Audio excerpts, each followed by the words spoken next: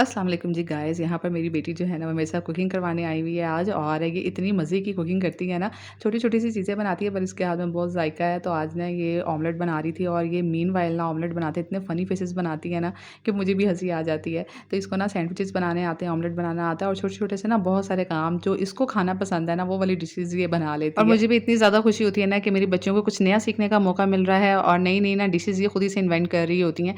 तो जब बड़ी वाली मेरी बेटी बनाती है ना, तो छोटी वाली को भी बहुत ज़्यादा शौक चढ़ता है उसको देखकर। तो यहाँ पर जनाब मैं बच्चों का रूम साफ़ कर रही थी। मेरे बच्चों के रूम में ज़्यादा मेस नहीं होता है क्योंकि बच्चों के रूम में एसी नहीं है ना, तो गर्मियों की वज़ह से कमरा बहुत गर्म हो जाता है।